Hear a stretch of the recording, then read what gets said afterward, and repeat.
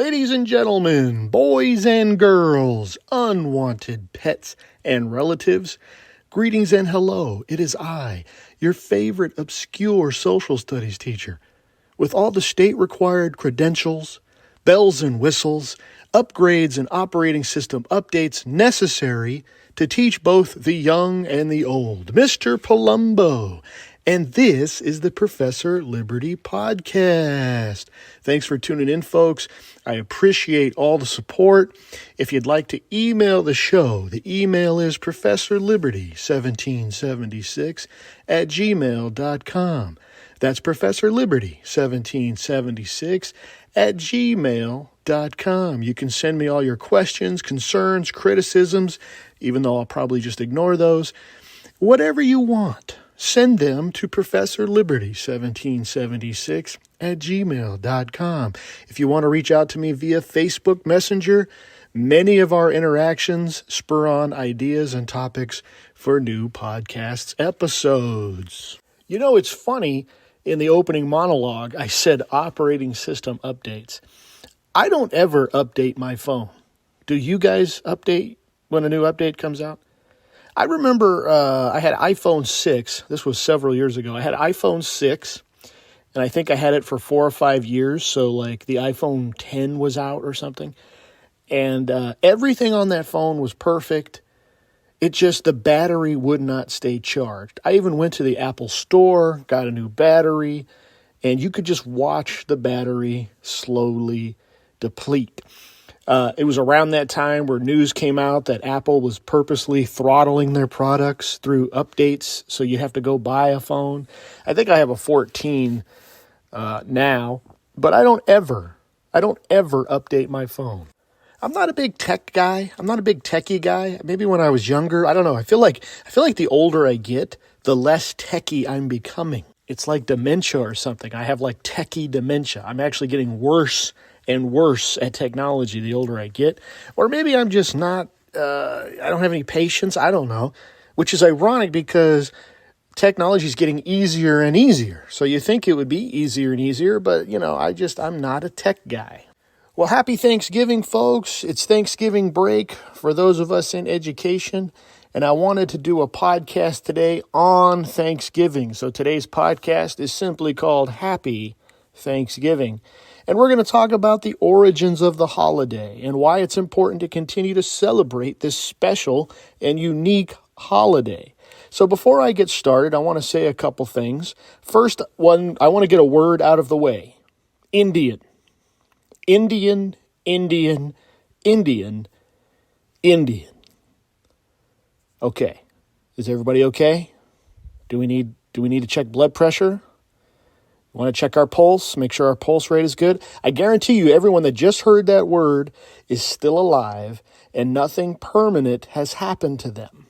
The second thing I want to say is it's my wish for you, whoever's listening to this. I truly hope everyone has a happy Thanksgiving and you spend the entire day with your friends and your family and enjoy and think about and be grateful for the blessings that have been given to you.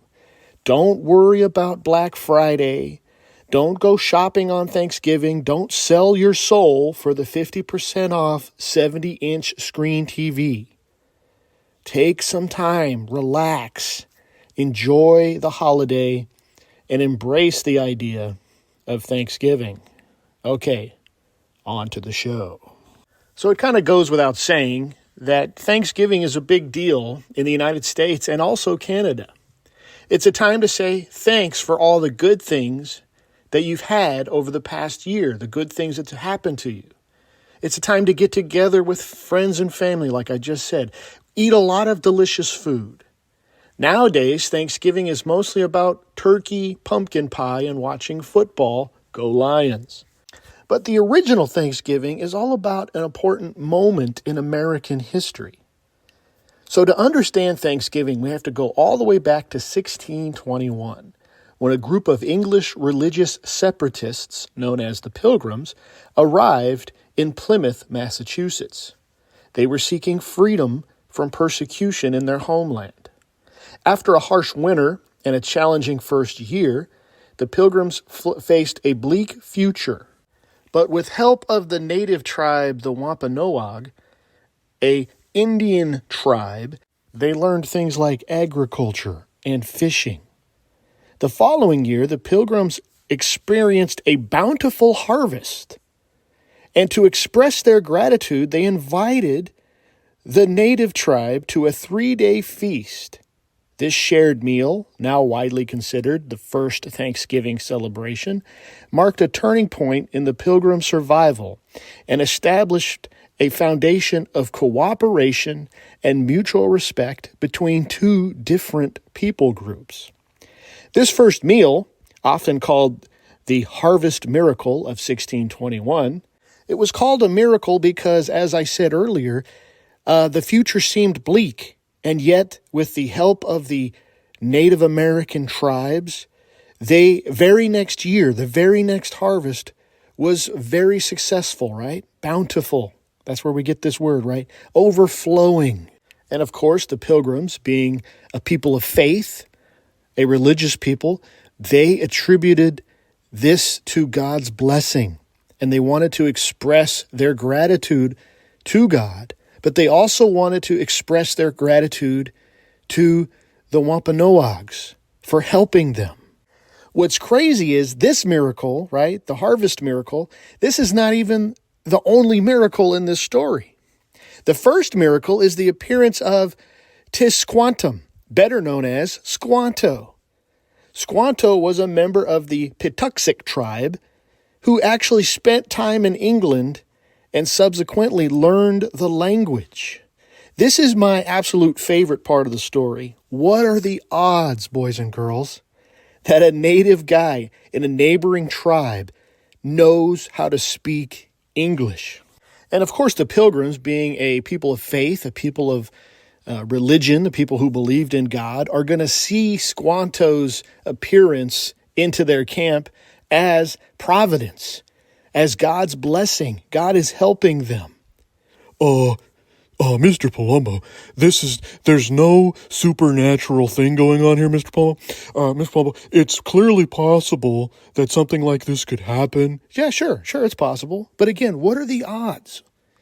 You travel 2,000 miles across the Atlantic. You miss the spot you were actually supposed to stop in.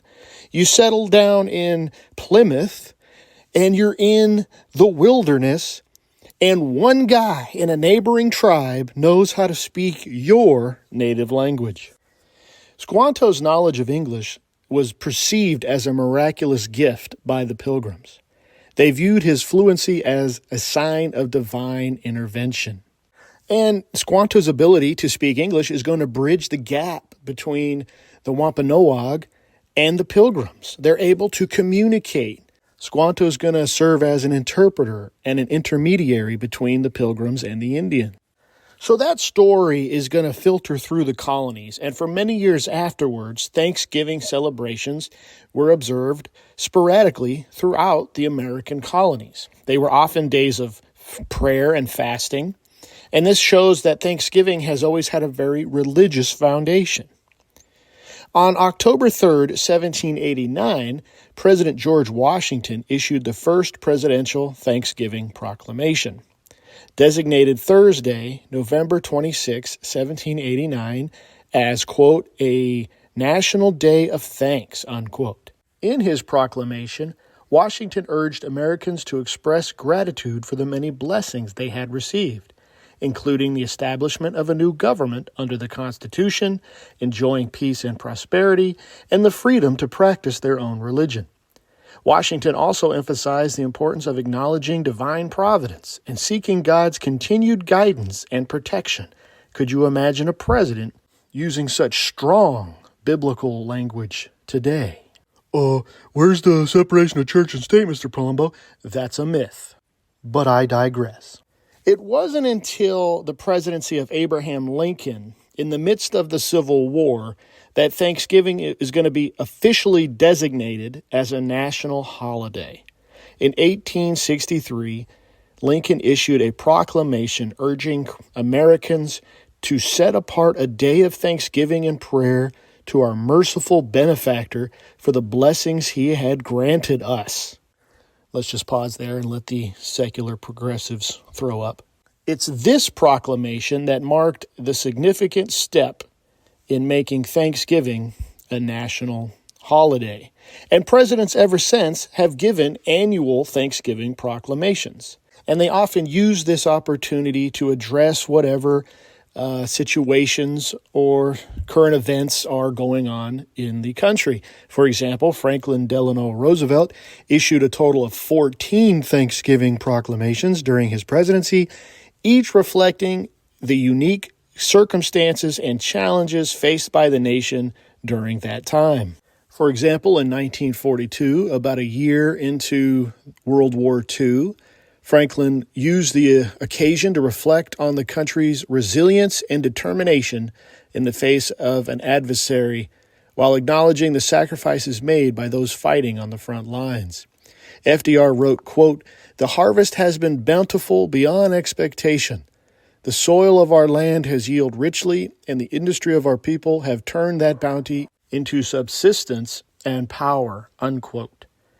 Drawing on the theme of being thankful, FDR goes on to say, quote, "Our hearts go out in gratitude and admiration to the men and women of the armed services who are carrying on this fight for freedom," unquote.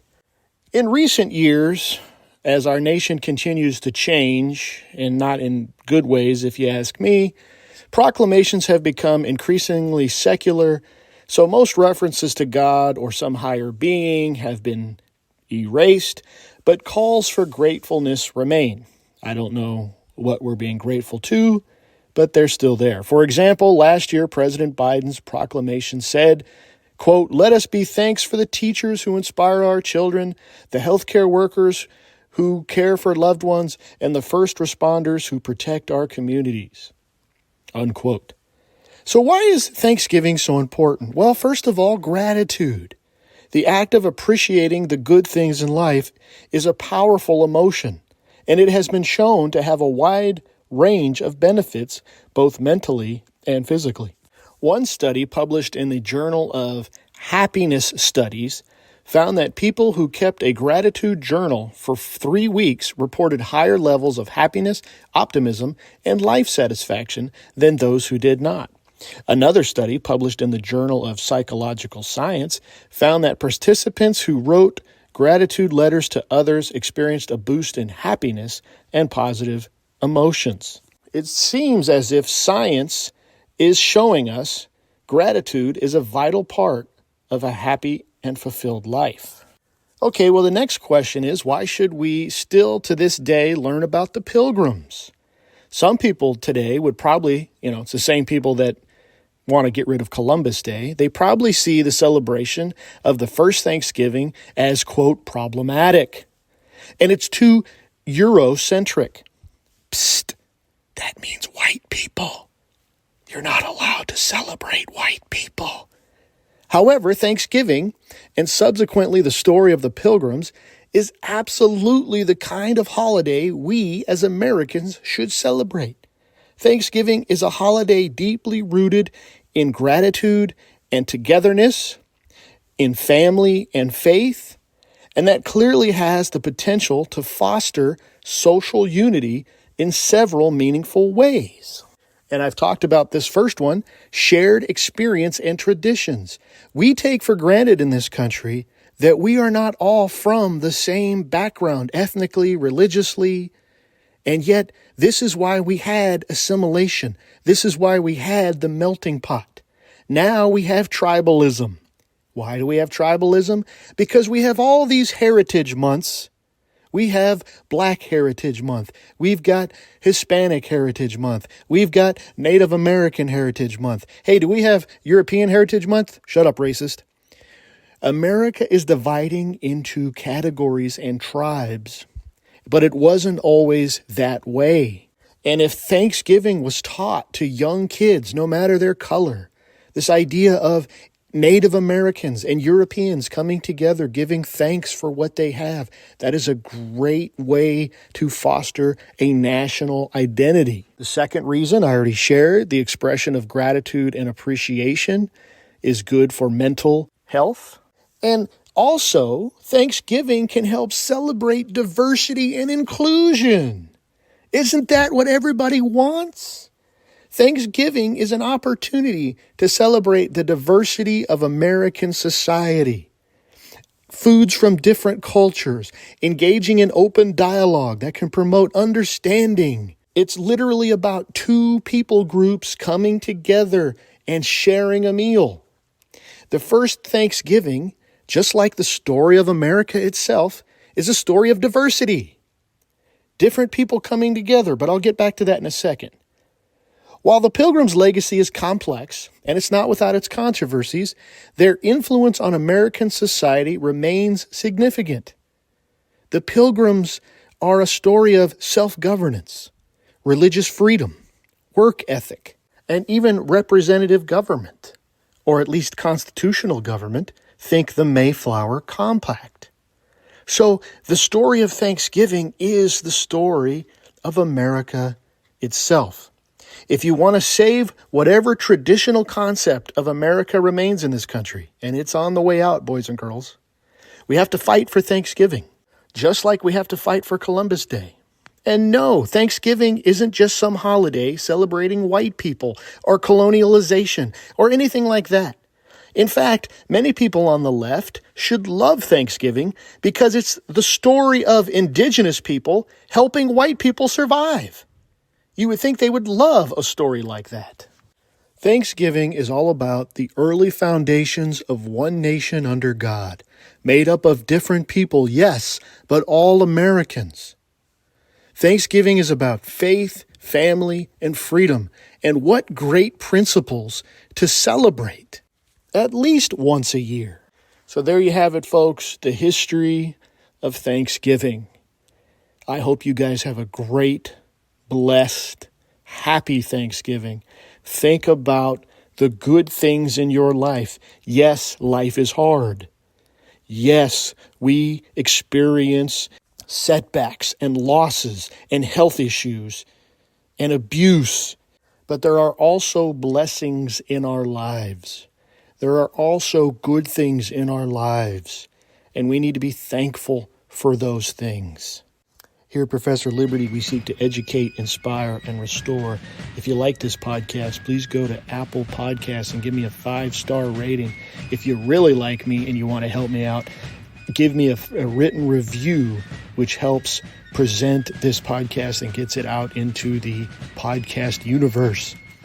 If you'd like to check out my lessons, go to teacherspayteachers.com. If you'd like to hit me up on Facebook Messenger, you can hit me up on Twitter. You can do whatever you want to do because this is America. Until next time, go throughout the land and proclaim liberty.